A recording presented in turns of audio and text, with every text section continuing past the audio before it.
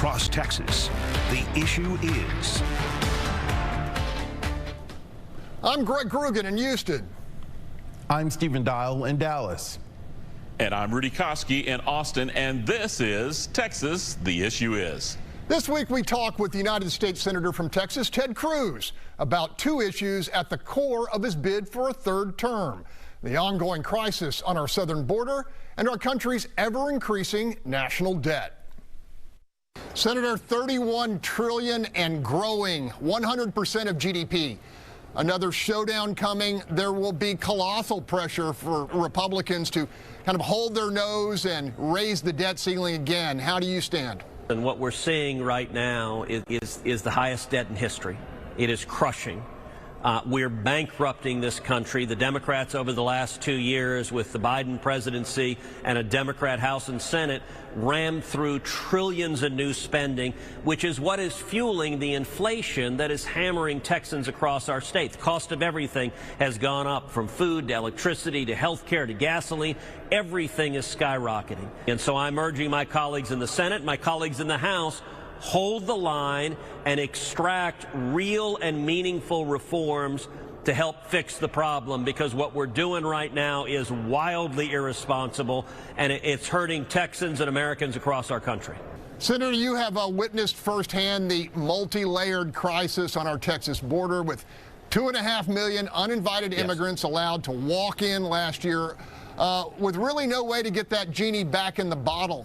Now, with the next election nearly 2 years down the road, Texans want to know if there's anything that can be done by a split Congress to slow the flow and limit the damage. Look, what is happening at our southern border is horrific. I spend a lot of time in the Rio Grande Valley. I spend a lot of time on our southern border. It has never been remotely this bad. In the 2 years Joe Biden's been president, we've seen over 5.5 million illegal aliens cross into this country.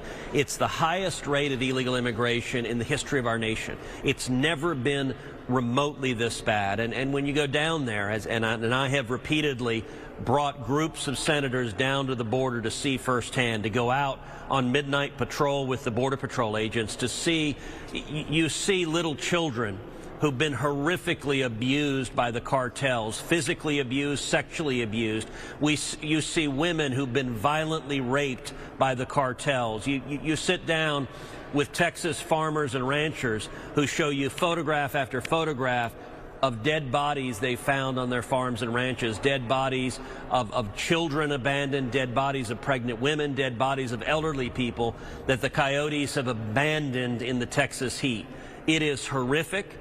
And on top of all of that, we have a deluge of illegal drugs coming across. Last year, we had over 100,000 people die of overdoses in this country, most of them from Chinese fentanyl that is flooding across the border. And it is horrific. I got to tell you, Greg, nobody who looks at this firsthand can defend these open border policies as compassionate or humane.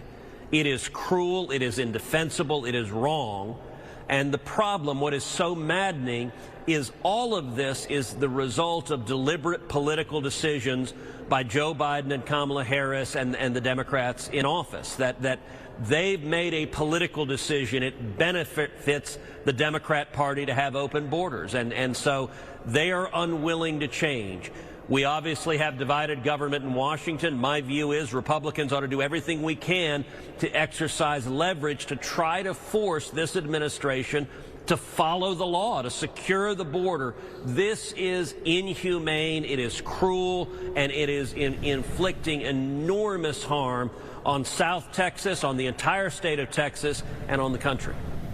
Okay, fellas, my one-word reaction is vilify. Stephen, what's your word? My word is finger point. Okay, Koski, hit me. Cannonball. All right. Well, there you have it. Stay with us. The Fox Texas Trio is unpacking America's challenges, according to Ted Cruz, on the other side of this break.